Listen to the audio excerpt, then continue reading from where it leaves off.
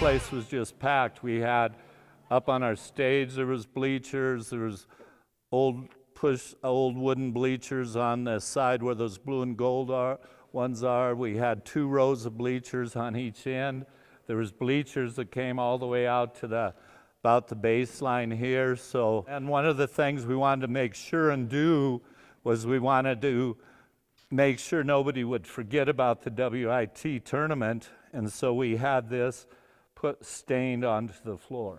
There was nothing that can compare to a small gym like this, having 1,500 or 2,000 people in it, you know, during a game where the people's feet, the bleachers were right on the sideline practically, you know, so the people's feet were right there and they were right on the floor, and yeah, just tremendous atmosphere. It started with 3 or 4 business people in town, and they were in the JCs at that point in time, and they just kind of cultivated an idea of, you know, let's have a basketball tournament. It started kind of, I think, pretty slow, you know, high school and, you know, college kids or maybe people in the area, more of a area thing. It just expanded and expanded and expanded to where they were really bringing in some pretty high level, really good basketball players, and it was the best basketball, you know, not only around here in Montana, but even, you know, in the nation at that point where. It was the only tournament in the United States, and they got 16 teams, and everybody would get a sponsor and get some money, and then we'd fly the players in, put them up, feed them, and have the teams. They started back in the 40s, and they finally got, like in the 50s, they started getting 16 real good teams. And I started watching it about 1960, I guess. And then started playing in it in 1967, because I graduated from Montana State in 1967. It's just a who's who of who played in that tournament. It's just, there's just hundreds of players that played in the NBA, and some of the very, very best. My first impression was coming here as a high school kid. You know, you go in here, oh, we're going to watch a basketball game, and you think it's going to be a basketball game. But in reality, it was a pretty high-level basketball, you know, set up in the, you know, cheap seats up where the stage was. There's a lot of kids where you get autographs from the players, and the players would sign everything. They'd stand here and do whatever it took. Well, earliest memories actually go back to when I was a kid back in Sydney, because I would see the WIT scores and that kind of thing in the newspaper, and we'd follow that. And I mean, I was a basketball guy forever, so that always interested me. When I graduated in '67, we had a great team. We won it that year, and interesting thing is, I think it was either semifinal or final. We played Phil Jackson's team. He's from New York. I mean, from North Dakota. Played for New York Knicks, but he had a lot of really good players from Minnesota, North Dakota, and all the surrounding area, and we beat them. So that was a good feather in our hat. Year to year to year, I kept recruiting players from all over the country. You could get them from anywhere if you had the money to fly them in.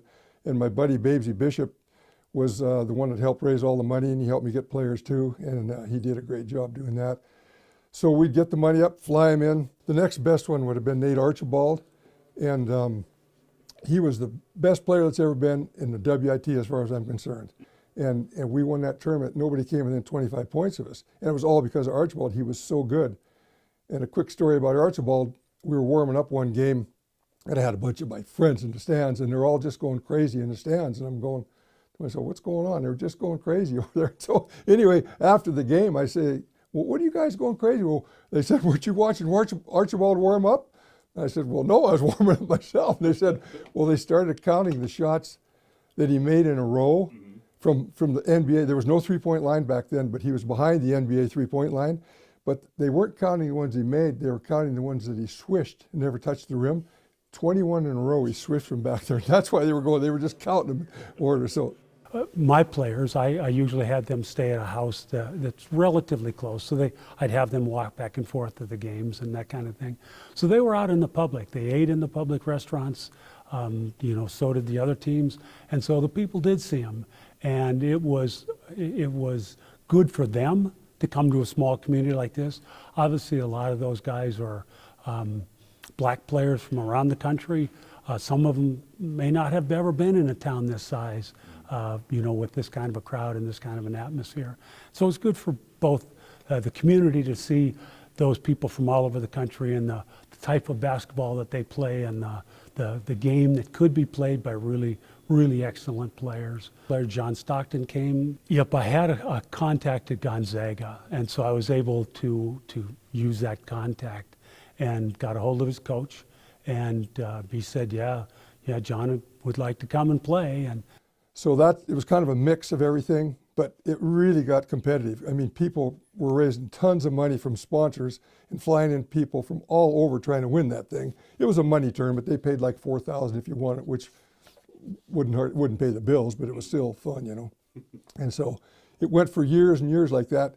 And Marty Blake was a good friend of mine. He was the head pro scout in the United States, and he had Marty Blake and Associates. And so Marty Blake and I were arguing about Dennis Rodman. My teammate Jim Moffitt coached at Paris Junior College in Texas, and he scrimmaged Southeast Oklahoma every year because they were pretty close. And he told me he had a guy named Rodman there that could really run the court, play defense, and rebound. And I like players like that. I said, heck, I'll take him. He said, no, he's a good one. So I called Marty Blake and asked him about Dennis Rodman because he knew everybody. And he said, he can't play at all. He's just a stiff. He cannot play at all. Don't bring him up. And I started arguing and said, I trust my teammate. I'm going to bring him up. Well, you're wasting your time. Well, I bring him up, and well, the WIT, when he got the rebounding record and everything, I called Marty Blake up afterwards and said, Marty, you have got to take him to your tournament. That's when the NBA was just starting their own tournaments. They were just starting one in Hawaii, and they had one in Portsmouth also. So we were arguing back and forth. He said, I'm not bringing him, he's no good. And we just kept arguing. I said, you're crazy if you don't take him. Well, I guess I talked him into it because he took him to Hawaii. That was the first tournament. Well, Rodman gets MVP in Hawaii. I mean, he just dazzled him, you know. And so the paper had a headline in there that Marty Blake finds gem in rough. I mean, he took all the credit, you know. That was funny. But anyway, you know, there's a chance Rodman could have fell through the cracks if I had really made him take him, because he was from Southeast Oklahoma. They didn't have social media in those days, and if he hadn't got a tryout somewhere, he never would have got drafted for sure, because he was a nobody. And so we had some small part of history for Dennis Rodman up here in Montana. It was pretty cool. But I want to say something about Rodman. He's one of the nicest people I've ever coached in my life. He's a misunderstood individual. He's a great person. He was smart enough to put a dress on and color his hair, and he made a lot of money doing that. But then another funny story was when David Robinson there, I had Wayne Tinkle that year, and I'll never forget, Robinson was coming down hard, and he went up, and Tinkle was going to block his shot, but Robinson had a good head of steam, and Tinkle pinned the ball, but Robinson was coming at him hard, and it knocked Tinkle down, and he slid about 20 feet all the way on his butt, all the way out of bounds. And it was kind of some dust in that for you. You could just see that trail going out there. I'll never forget that as long as I live, you know. it was, I think, in 82 or 83 when the NCAA expanded. And after that, then it became more and more difficult to get players. The other thing is money. It was expensive to get people here. And then there became other tournaments around the country. So it just became more and more difficult for players to come here, especially since it was a small community rather than those bigger venues where they could play. Also, the NCAA expanding the field kept expanding, you know, it went from, 32 teams to 48 to, what it is today. But that kind of hurt because we got the players that, were good enough to be in the NBA, but they want to get some exposure. The year that Rodman came is when we opened up and went to their new high school. And we totally packed it that year, so way more than we could have got in the old Civic Center, but it just wasn't the same, And they kept it there for about 10 years, and the people supported it still, but we just had hard times getting the good players because the agents became involved. For years there was no agents. That's where we got all the pro scouts here. And then when the agents started taking they wouldn't let the number one players come because they might get hurt or blah, blah, blah.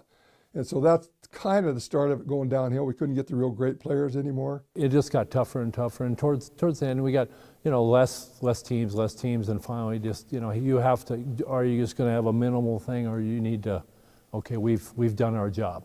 And we went 55 years. It was one of these events that, there's 3, 4, 5 of those events in Montana, sporting events, that it seems like there was always a lot of people there.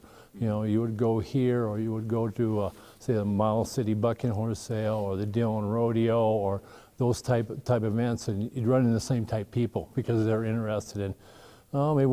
Maybe because that's where the crowd was.